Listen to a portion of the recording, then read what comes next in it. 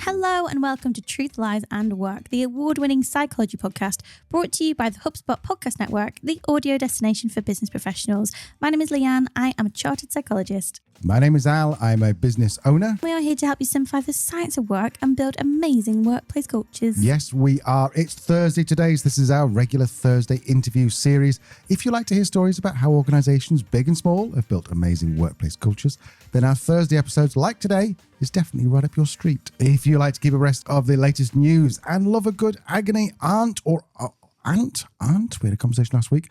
Anyway, a workplace surgery, then you will love Tuesday's episodes too. This way we bring you the weekly news roundup, our September segment, which at the moment is called New Voices, and of course, our world famous weekly workplace surgery, where I put your questions to Leanne. But on to our guests today, and we do have some absolute superstars for you. Paul Barnes is a founder and managing director of a Manchester-based accountancy firm called MAP. Amanda Wilcox is the operations director and also one of the very first employees just over 10 years ago. There's a couple of interesting things about the way MAP does things. Firstly, they are accountants, but don't judge them for that. They only work for the creative and digital sector. Quite early on, Paul took the decision to only serve this niche, and MAP is now the go-to firm for growing agencies. Yeah, instead of concentrating on like the normal stuff like charts of accounts and boring annual reports, sorry accountants, MAP is the finance partner for these agencies. They leverage Xero, which is the cloud accounting platform that we use here, and are much more like a financial director than someone who presents tax returns. They're also quite unique in the industry, and they put workplace culture above anything else. With the help of Stuart Brown, the chair, they are growing rapidly and have gone from 3 employees to 34 in just 11 years. Now, full disclosure here, they are clients of Leanne's, but we haven't brought them on here to shill our company. They have an amazing story and a unique outlook on building teams that we thought you just had to hear. Yes, I absolutely love working with these guys and the entire team at MAP because they just get it. They understand why culture is important, but more than that, they actively want to hear what is not working so they can do something about it. And that level of integrity is just chef's kiss. So the team is made up, interestingly as well, mainly of Gen Z, which brings its own opportunities and challenges, as Al found out when he interviewed them. So let's go and meet Paul Barnes and Amanda Wilcox and hear how MAP got started. My name's Paul Barnes. I set up MAP 11 years ago. That's what most people, I guess, in business know me for. I had worked for a number of accountancy firms between leaving university and setting up MAP. And then at the young age of 27, set up my own firm during the rise of cloud accounting technology, if you like. So never looked back, 11 years in, and obviously we'll tell you more about the story of MAP today. I'm Amanda Wilcox. I'm the operations director at MAP. I've been here for just 10 years. It was my 10-year anniversary the other week. I've done lots of different things in my career up to this point in time, worked in retail and imports, but stumbled across Paul at a networking meeting, and he was talking to me about wanting to start his own business. And then the rest is history, really. I've been at MAP ever since. So, Paul, take us back to the beginning. You said it was 11 years ago. How did you start MAP? What happened? It was really weird, actually. I used to work on the high street in Levenshulme, near Manchester. And I worked for an accounting firm there, and it's like a fishbowl. So it was all glass windows. It was meant to look like a shop front. So you'd literally get like walk-in trade, which is weird for a professional services firm. And we'd have all sorts of walks of life, you know, people at different stages in the business, different types of businesses. And more and more people, business owners, were coming in and asking, have you heard of this Xero thing? And obviously started to research it. I was like, what's going on? Why are business owners telling me as a qualified accountant about accounting technology and getting excited about it? So people often ask, you know, whether it was always in my blood or in my desire to set up a business. And the truth is it wasn't. Looking back now, I think I was designed for it. I think I suit it. I enjoy it. But it was never my intention leaving uni. It was never my intention going through my qualifications, post-qualification. I never really saw myself being a business owner until that started to happen.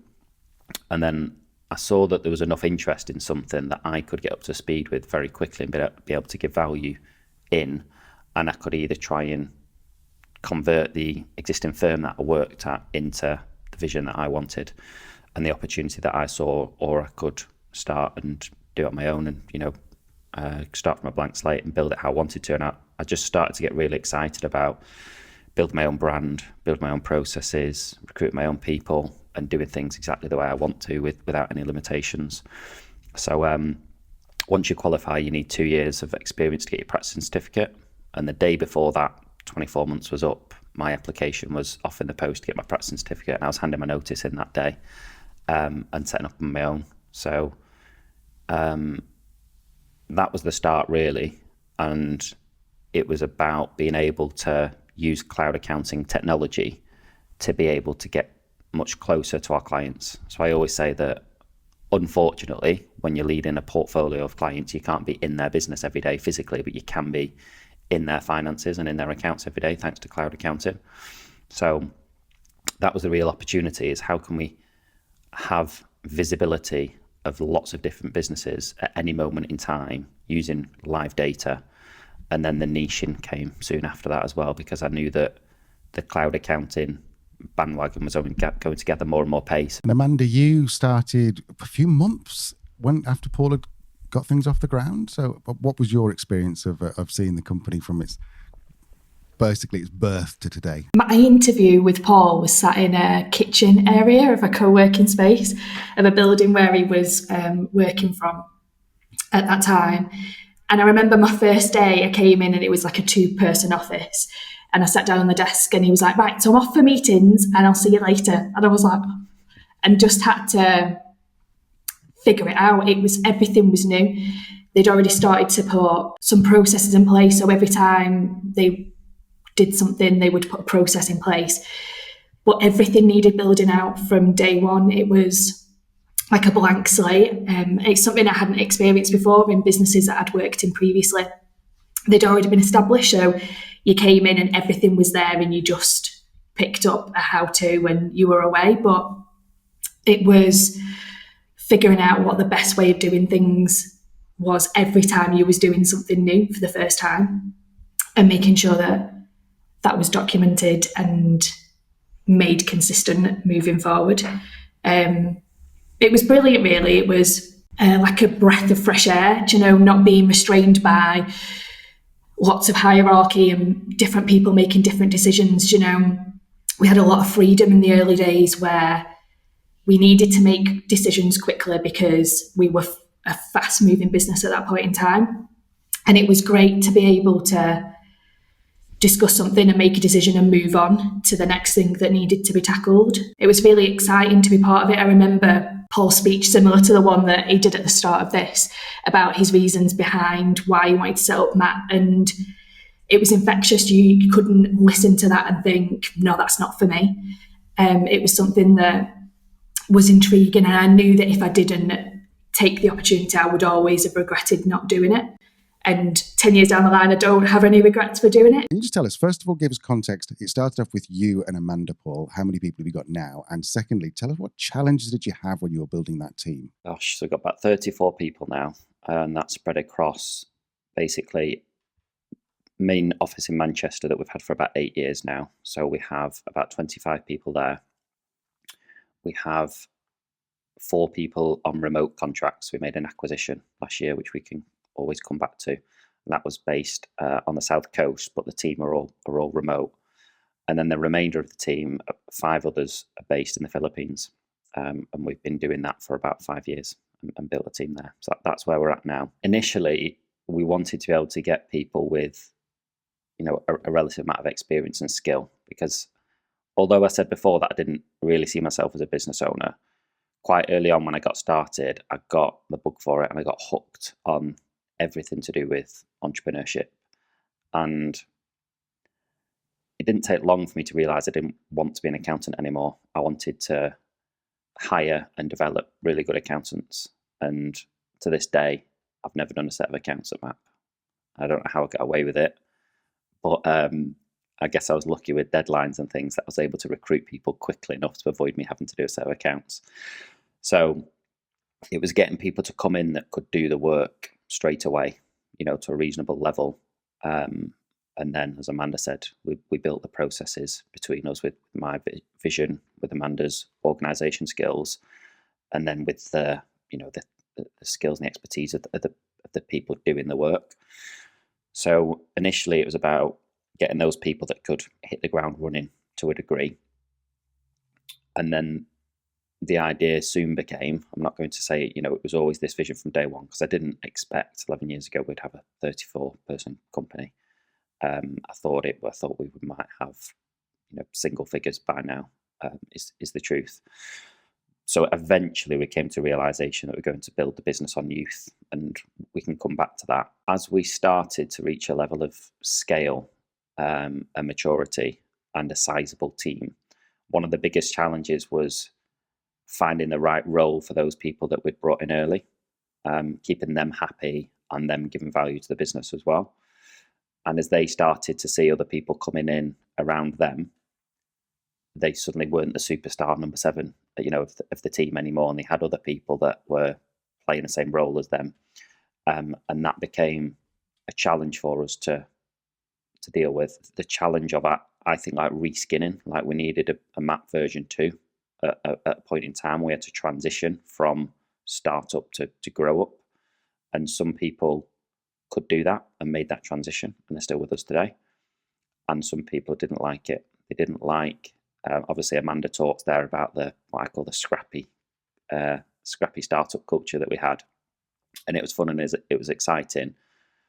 But to achieve our vision, we had to develop and mature as a business. And that was for some members of the team, but it wasn't for others. We have always been really forward thinking.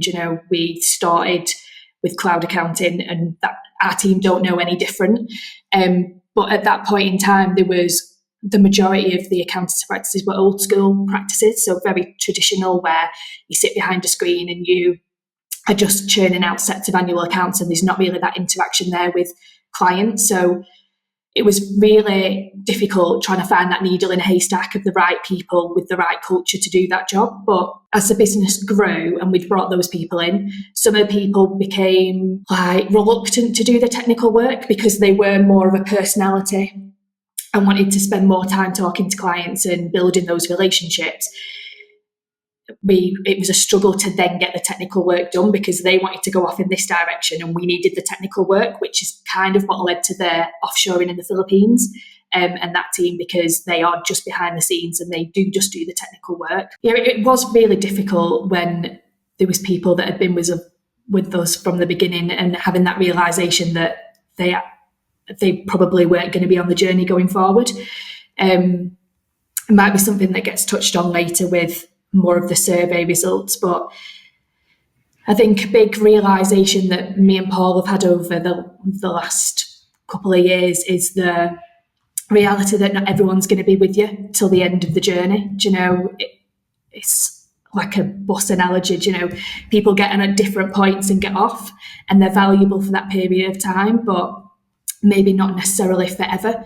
So you take what you can get from them at that period of time, they take from us what they can get for that period of time, and then they move on and do something different, and we continue moving the business forward. So it did require a mental shift for me and Paul, because up until that point it was very emotional. When people left, we took it very personal that they were leaving us and maybe not necessarily just the business and moving on with their career, whereas we're a little bit more level-headed now with those changes that happen in the business. Something that Paul and Amanda have embraced from early on is developing young talent. A very large majority of the team is Gen Z, and although both Amanda and Paul are of the Millennial generation, they recognise that they'd still need to make some changes to appeal to the younger workforce. If Leah had a catchphrase, it would be train your managers. And at MAP, both Paul and Amanda have fully embraced this. They discovered pretty early on that the secret to great teams were great managers. And they spent quite a bit of time and trial and error finding the management structure that was the right one to help develop and empower this younger generation of accountants. We're going to rejoin the interview now, where they both explain how the management structure has evolved and how they nurture these younger employees. I said earlier on in the conversation about the fact that we wanted to bring people in who could hit the ground running, and then later on would start to build the business around younger people. Through that journey, the long way around that journey, we did try to hire a couple of more management level people who couldn't just hit the ground running from a services perspective, but could actually help us to better run and manage the company. And that didn't quite work out for us. And when we looked at it, I think we're quite good at being reflective and not just jumping to conclusions that hiring experienced managers doesn't work. That's not how we felt, because we knew that we could have just been unlucky. The next hire could have been brilliant.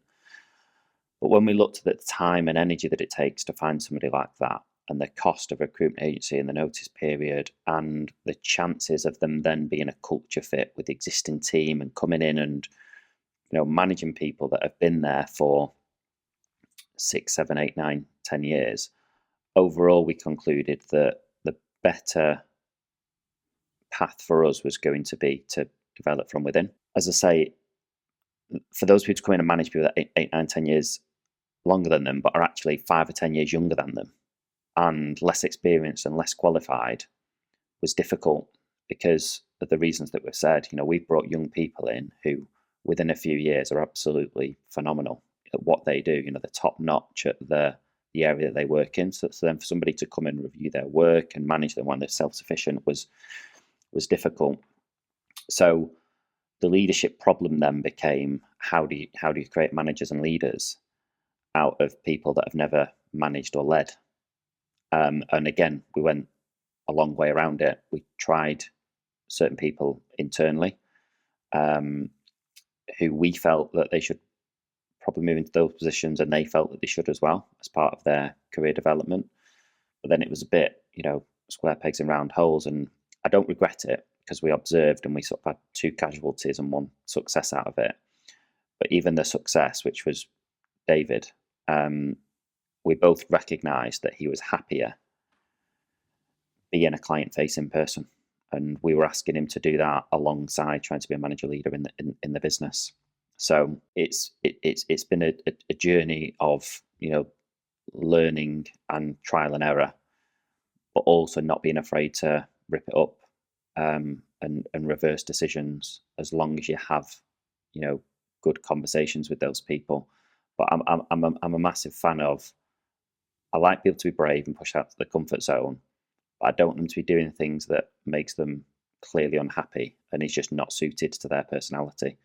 So when you recognise that and you recognise it together, it's about having a mature conversation with those people about where you've observed they probably fit better in the business. But it's a 2-way conversation. It's not, this is what I'm now doing. It's, this is what I've observed and this is what I'm thinking. What do you think? And we've had, I think, 4 people now that have gone and set up their own business after leaving MAP, which is fantastic and great for them, and great for us, I guess, from a pride perspective and how much we played a part in their career. And you can't hold people like that back. It's recognizing that, and one of the hardest things that Amanda alluded to before is, we're letting that person go. I thought they were amazing for us. They were amazing for us for a period of time, but that tenure has gone. That they're no longer the right person for us anymore.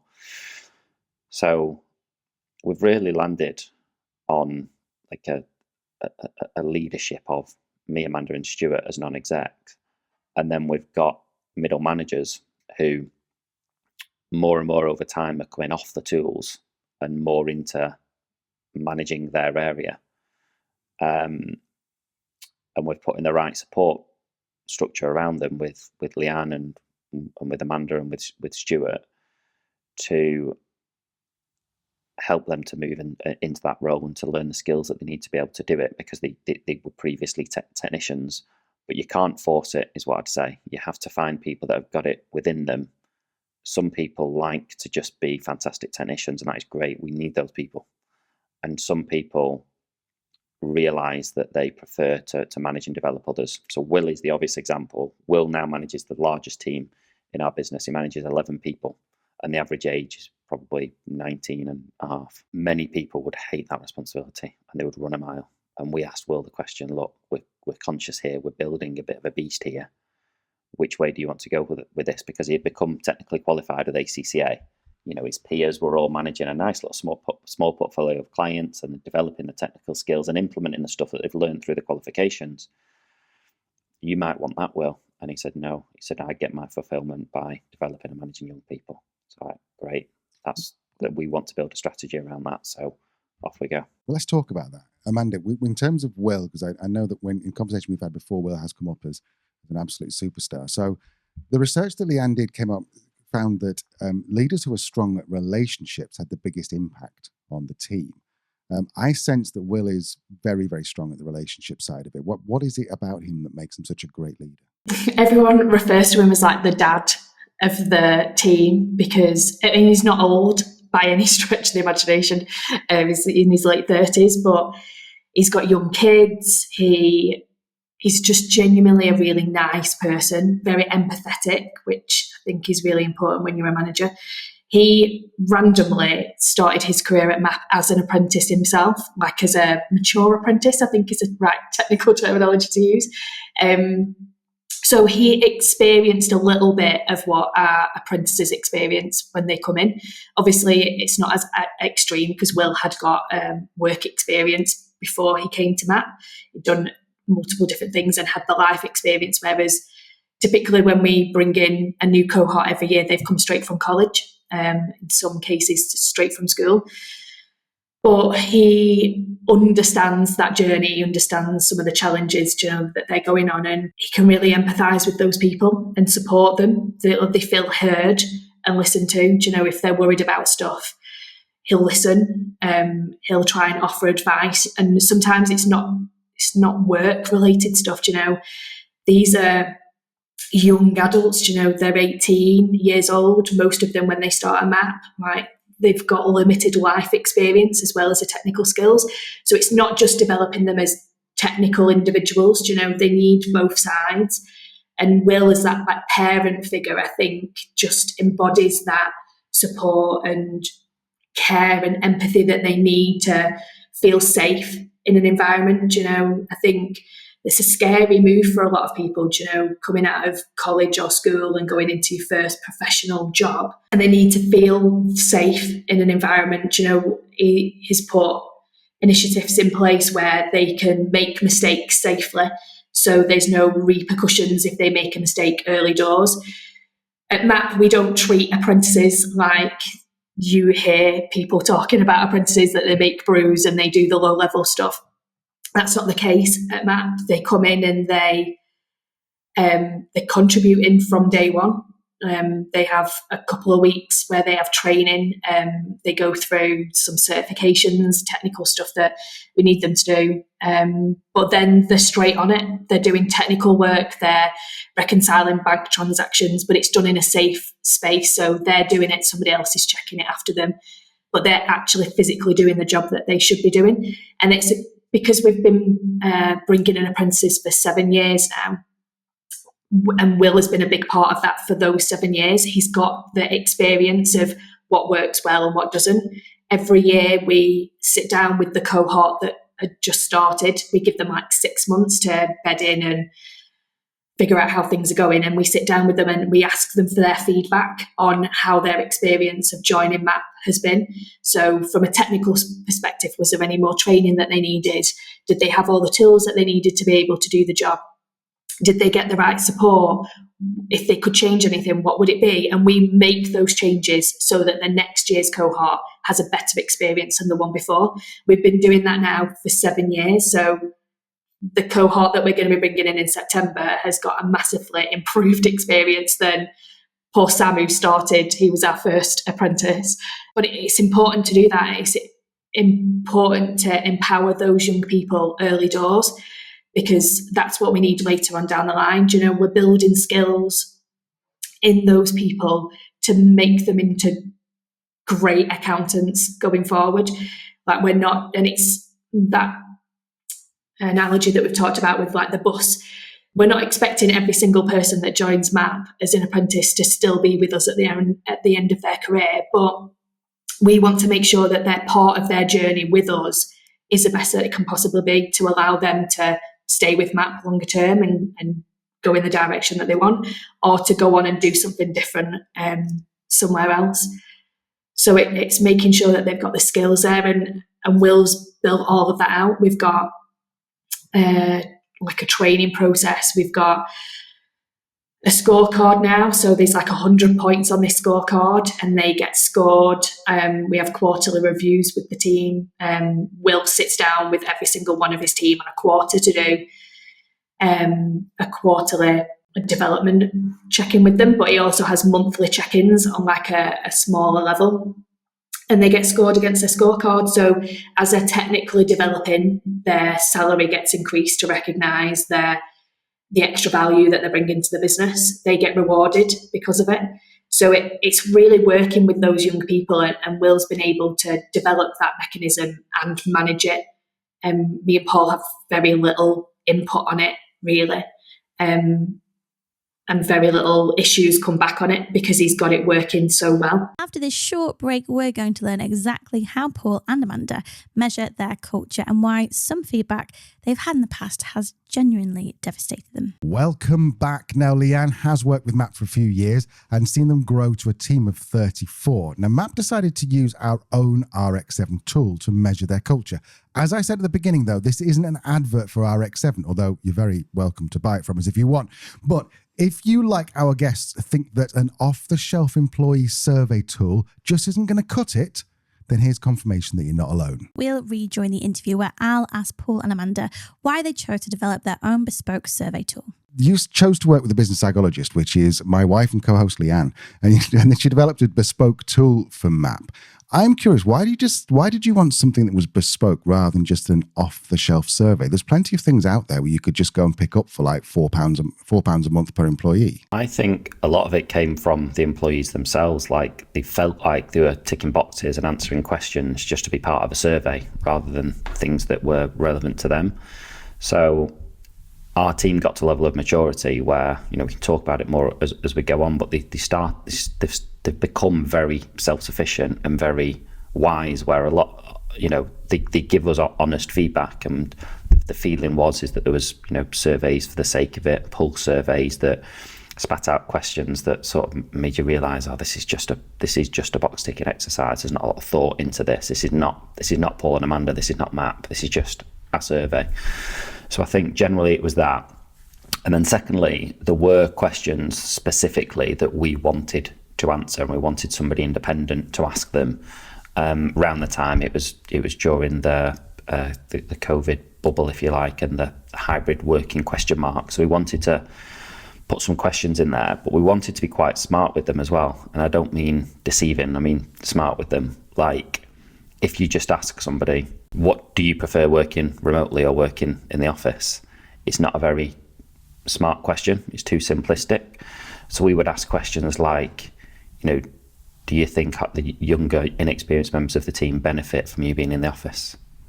And how much time do you think they would benefit from you being in the office? Is it 1 day a week, 2 days a week, 3 days, 4 days, 5 days?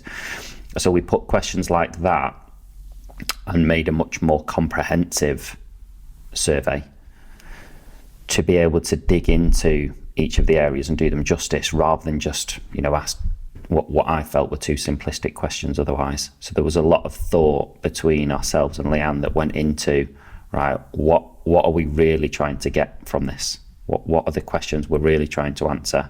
And then ask them in a smart way that got us to that point. We'll always remember the first survey that we ever did with Leanne, and one of the results that came back was the perception that we put profit above people. And me and Paul were devastated, is an understatement, when we heard that. But it's about understanding that's their perception, and that doesn't necessarily equal the reality of the situation.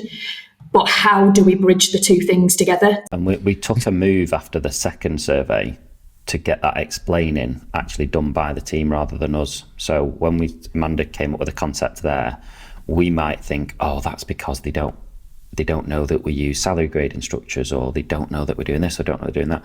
Whereas actually you speak to the team, no, that's not what we meant. We meant this other thing.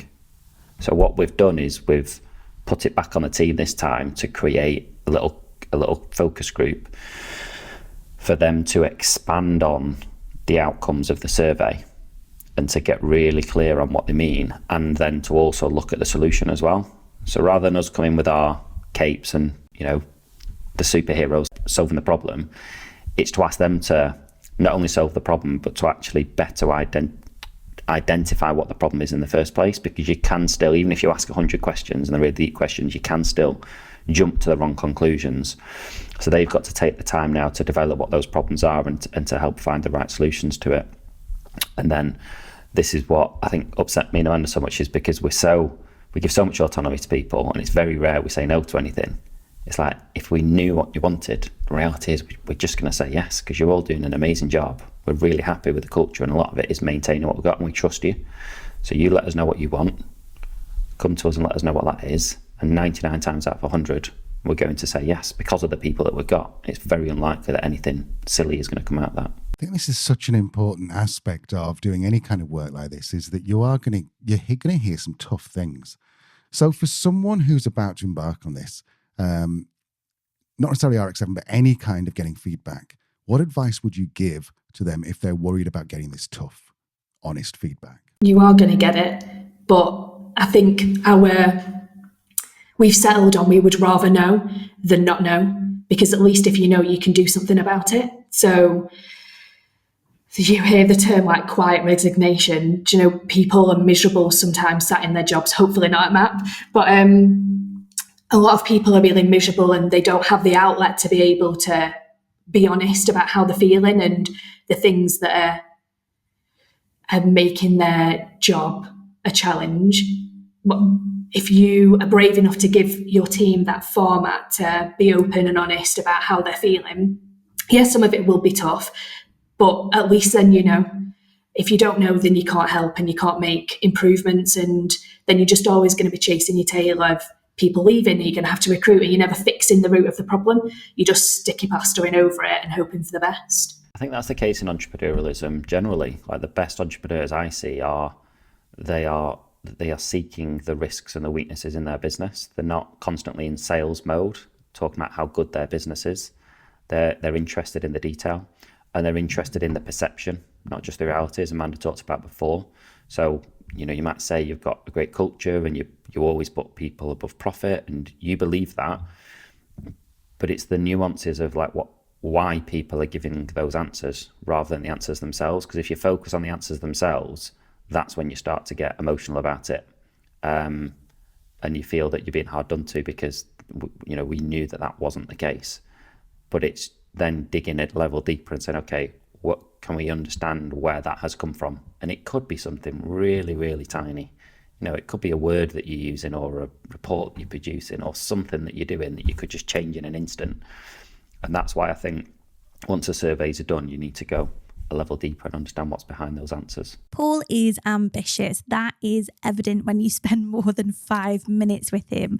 And what he doesn't mention is that whilst growing MAP, he also spun up a startup that he ultimately sold for an undisclosed sum. But reading between the lines, I think we all might have an idea. Whilst it is undisclosed, it was not insubstantial. And last year, they found an opportunity to acquire another similar business. But there was a real danger that by trying to combine two separate businesses and separate teams could undo all the hard work they'd put into building the culture of MAP. So Al asked him how he merged the two companies and what challenges he found. My understanding was that you acquired another company, acquired a team, and then did you integrate them directly into MAP? Have you kept them as two separate companies? How did all that work? So yeah, it was an acquisition in East Sussex. People often ask whether we were looking for an acquisition, and I was always open-minded to an acquisition, but I didn't spend a lot of energy on it, because the likelihood of us finding another accountancy firm that uses Xero, which we use, and specialise in the digital creative sector, that's the right size and the right price and wants to sell. Like, there's a lot of asks there, particularly when Xero has only been in the UK for 11 years. There's not many firms that specialise in digital creatives, and most of them are run by young people who've still got many years ahead of them. So it was an opportune moment when I got the message to say that this business was potentially available to buy. To answer your question, practically, for the first 12 months, it's two separate entities, and then they'll merge into one entity. And that was just to try to make as little change on top of an already massive change from a perception perspective for those clients. From those clients, if you work with a small business accountancy firm, you've probably got a relationship with the founder, you've bought into the founder, and therefore in their mind, it's a big change. So then for the next 12 months, we wanted to limit how much more change there was and keep things like pricing and software and processes and people as much the same as we could. So the business was called Legome, and it became Legome is now a part of MAP, and that's a 12-month transition that only finishes this September. And then at that point, it's all completely one entity and one brand, and that name disappears.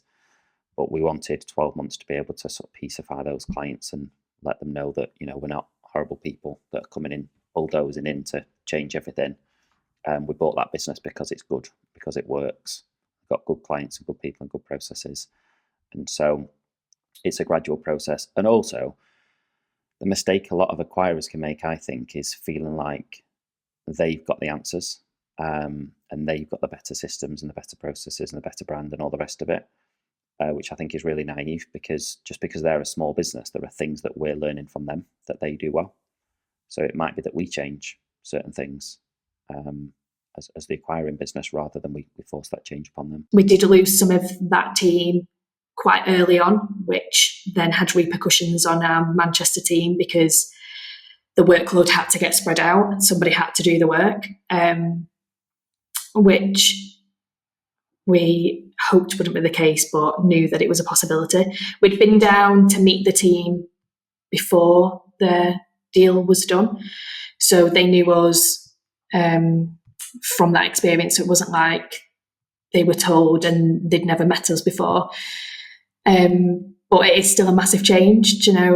We're perceived to be this bigger business from Manchester, and you just don't know how that's going to play out for you. So we did lose some people. It did have wider repercussions on the wider team, but it's been slow and steady. I think from the team perspective as well, Paul talked there about the clients, but from the team perspective, it was a similar story. We didn't want to rock the boat too early. Like, they've all stayed on their original contracts. Nothing's changed in terms of their setup and how they operate and how they do things. They were really self-sufficient before, so it was easier for me and Paul. Sussex is a long way from Manchester, an awful long way. So because they were really self-sufficient, we've not had to spend a lot of time down there, because they didn't spend a lot of time with the founder of that business previously. So it wasn't like they were used to having the hand held by the owner before. So that didn't need to change once we took over. Like Paul said, they were a really competent team, able to service the clients and do the work to a great standard. So we didn't need to have to change a lot of stuff early doors. It's just been tweaking processes as we've gone along, and just trying to gradually bring everything together into like a one team. It makes it slightly easier because we've already got a remote team in terms of the team in the Philippines. They all work from an office and they are all together, but it's on the other side of the world. And so we've been used to that setup for the last 5 years. So having a team of people that the base down south was a similar setup to what we had in the Philippines. Is there anything looking back that you could have put in place or you could have changed to allow the transition to be better from the point of view of your current team? Yeah, definitely. That came from the fact that it was really logical to us. We were buying a business that already had a client base and already had people and processes in place, and they would just carry on doing what they're doing. And don't worry, guys in Manchester, you're not going to be affected, which was great as a plan A. But when 2 of the people, which is 40% of the team, left post acquisition, one was sort of already out halfway out the door anyway because she was going traveling, and then the other one went to set up her own business. So what we had said to the team in Manchester, we could then no longer carry through with, because we had 40% of work which now needed somebody to grab hold of, and we couldn't wait for go and recruit and wait 3 months of notice periods and all of that when there was clients that had just found out that this company had acquired that business. We didn't have time. We needed to be able to provide excellent service straight away from people we can trust. So we basically had to just take time to explain to the team in Manchester that we're sorry, that it's not that we'd lied to you. It's not that actually it is going to affect you. I've not told you the truth. This is circumstantial. And so there was a little bit of PTSD there, I think, from when we'd lost people in the past. And we had to spread the work over existing team. And the reason that's so stressful is because, one, you've lost members of staff, and then two, you're worried about losing other members of staff because you're going to burn them out because of all this extra work that they've got to do. So that was a challenge. But the bigger the team that you got, the more you can spread that workload rather than one person goes and it all has to go to another one. And you've got one person doing two people's work. So that was easier, but it was also just easier because we've got a better team of people that understand that things don't always go to plan, and they just rolled the sleeves up with us and we got through it together. One of the challenges that we did have with that time is we kind of became a victim of our own success during that period of time. We've got a team of people that are really mature, think as like a business owner, making business and commercial decisions. And so they started to do work on clients from Lagom and were asking questions like, why are we only charging this amount of money? We shouldn't be charging this. We need to be charging that. And so we were having conversations with our Manchester team around, I know that that's not what we want to be charging, but this is a decision that we've made to hold fees for a period of time. So that was a challenge through that period of time, just to try and steady the ship and say, we know that this isn't right. It's not going to carry on forever, but we need a period of stability when we don't change loads of things for the clients, and we will review it and deal with it in time. But yeah, there were a lot of questions asked around pricing. Paul's journey is pretty incredible. And like most people with a story to tell, he's been talked into writing a book, which is out very soon. But he's taken quite an interesting approach to becoming an author. First and last book, by the way. It's been hard. It's been hard work, and I'm definitely not cut out to be an author. But it was my way of being able to formalize our methodology really into long form.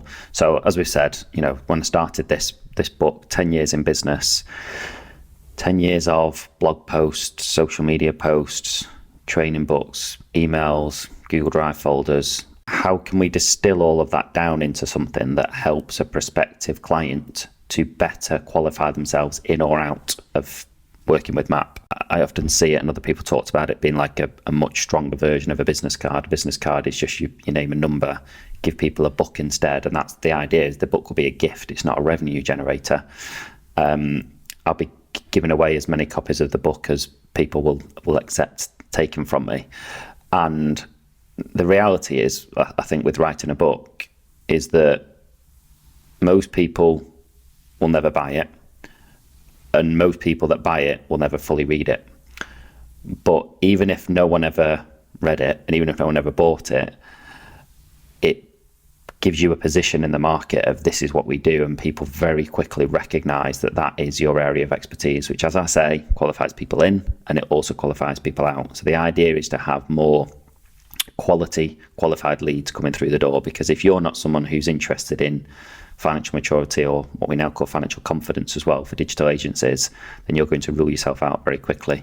If those terms resonate with you, you might read a bit of the book and get in touch, or you might read the book and make a lot of improvements in your business, and then I'm delighted because that's made a difference to someone. It comes from this idea that we talk about performance in business, you talk about financial performance, that comes from financial maturity. If you do the right routine things well and do them over and over again, you have got a much better chance of being successful in business. So there it is, how to lead Gen Z, from senior leaders, business owners, founders, management teams that are actually doing it and doing it incredibly Well, that is the story of MAP. And you know, from a personal point of view, I'm really excited to see where they go over the next 5 years, the next 10 years, the next 20 years, and what it all has in store for the team. Half of me can see them becoming this huge company that takes over the accounting world, and the other half believes that they'll stay intentionally small, perhaps even opening up something like an academy for apprentices or maybe a training centre for managers who want to nurture young talent. And I really hope they let me stick around to keep working with them, especially when they're world famous. Yeah, if you want to learn a bit more about MAP, and I'm sure you do, then go to wearemap.co.uk or go find Paul Barnes or Amanda Wilcox on LinkedIn and go say hi. Tell them you listened to this interview. Tell them you loved it. Before we go, here are some parting words of wisdom from Paul and Amanda. There are probably thousands of listeners nodding along at your story of growth and the challenges with culture. I was going to ask you, what advice would you give them? But I want to actually change that slightly. I want to ask both of you, what advice would you give younger Paul and younger Amanda, knowing what you know now? That change is inevitable. I said earlier that reskinning of MAP that we had to go through, you can't avoid that. There has to come a point where what you were doing or the people that you've got, you need to sort of park it and realise that it was right for a period of time. It's not necessarily because you've got used to it, you think it must be right. But it was just right then. It's not necessarily right for what's next on your journey. So that idea of moving from startup to grow up and starting to, I don't think we have many regrets. Oh, I'll speak on my behalf, not on Amanda's behalf, but I don't have many regrets about what we've done and the timings that we've done things. So even if I was speaking to myself back then, it would probably just be more about like being ready for it, like psychologically, and expecting it rather than try to do it differently or try to avoid it. It'd be more about the mindset, I think. Nothing stays the same, and see everything as a journey with different cycles, and don't be afraid to change things. You know, things that you thought were the best things in sliced bread and were going to be amazing forever. One day you might need to rip it up and do something different. So mine's very similar to Paul's. It is that mindset shift. I think early doors, things felt a lot more emotional because it all felt like a personal attack. Any negative thing felt like it was personal. It's not. The saying that you hear people say it is just business is true. And you've got to learn just to park that and box it and know that it's not a personal attack on you. It is just part and parcel of business and the journey that people professionally go on and the journey that a business goes on. Probably from a more personal perspective, I suffer a lot from imposter syndrome. There's been a number of times where I felt like maybe I wasn't the right person to be doing the role that I was doing and to move forward with the business. But here I am, 10 years later, still doing my job. One other thing I would like to encourage out is just that young people can be amazing. I think there's such like a narrative at the moment that it's all about entitlement culture and young people are not the same as we used to be and people don't work as hard and all of that sort of stuff. And that may be the case statistically, like there may be not as many hungry, hardworking, career-orientated young people as there used to be, but they're still out there and we continue to find them every year, and we're very fortunate and built a partnership to enable us to do that. But if you can build a business based on youth, it's so exciting. Like watching young people, because the rate of development is so quick and they're so humble about it because they appreciate us as much as we appreciate them because of how we're helping them develop as well, rather than that they come in with all the answers. I go into our office now less and less frequently. And when I go into the office, and I'm not saying this to be humble, genuinely, a lot of the time I think, I don't need to be here. Like, not that I've got nothing to do, because you create work for yourself, don't you? And there's always tinkering you can do. There's also things you can do to work on the business. But I walk into an office of people who have got smiles on their faces, they're hardworking, and they're genuinely really good at what they do. That is, for me, the most fulfilling thing. And there's no egos there. There's no people that have been there and done it elsewhere and they're coming in and trying to bulldoze things down. They're ready to listen to mine and Amanda's vision, and they're ready to help us to execute that. And as Amanda said, she's been one of those people as well. She's just gone from strength to strength. And what you might be able to find elsewhere in terms of experience, in terms of done what you want them to have done and done it in a bigger business and all that sort of stuff, is way outweighed by loyalty and adaptability and hard work and the values fit. Me and Amanda have yet to argue in 11, and there's nothing wrong with disagreeing. We've disagreed, but we've yet to have like a crossword in 11 years, which, considering how chaotic I am, how organised Amanda is crazy. Yeah, so very fortunate that I've got a team that I'm very proud of, that I get to see develop all the time, and they're pushing the business forward without me. Like, genuinely, I say to Amanda all the time, sometimes you'd think this is their business a lot of the time, and not mine, the passion that they put into it. And I'm not sure you get that with people that have been there and done it in other businesses, because they've not got the same, they've not had the same journey where they've been through the development of MAP with us, and it matters to them. And that's what I'm most proud of. So the number one thing I would encourage other people is, don't just give up on young people because you've had a bad experience or your mate down the pub tells you it doesn't work. There are fantastic young people out there, and you can make it work. You can find very committed, loyal and talented, hardworking people out there. Like I said, they just get it, and it's been such a privilege to even have played the smallest part in their journey and see how they have created such an awesome workplace culture. Guys, very proud, absolute privilege. If you want to learn more about MAP, then go to wearemap.co.uk or find Paul Barnes or Amanda Wilcox on LinkedIn and go and say hi. A reminder, if you'd like to hear stories of how organisations big and small have built amazing workplace cultures, then every Thursday we bring you an amazing guest with a great story. And if you want to keep on top of all of the latest news in the workplace, and you love a good Agony Aunt segment, and you liked last Tuesday's episode, then you'll like next Tuesday's, because every Tuesday we bring you more of the weekly news roundup. We have September segment, which is called Fresh Voices. I think I said new voices last time, didn't I? Fresh Voices. And of course, our world famous weekly workplace surgery, where I put your questions to Leanne. I believe you had something to say. You were about to interrupt me, love. I thought you'd about to finish. I was going to say, in talking of mistakes, I was listening back to, I think it's when we were teasing Ed Williams, and I said that his co-founder, Jamie Lang, was off of The Only Way is Essex, which I think might be one of the most offensive things I might be able to say to Jamie Lang. So apologies, made in Chelsea, of course.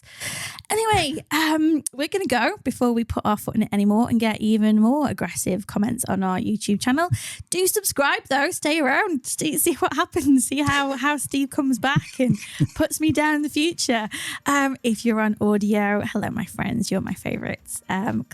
Click that follow button, subscribe, whatever it is on whatever app you're using, so that every episode comes to you every single week. 2 episodes even. Follow us on socials, drop us an email, hello@truthliesandwork.com. If you have any ideas for shows, for guests, anything at all, let us know, and we'll see you. What day is it? See you on Tuesday. See you on Tuesday. Bye-bye. Bye. Love you. Bye.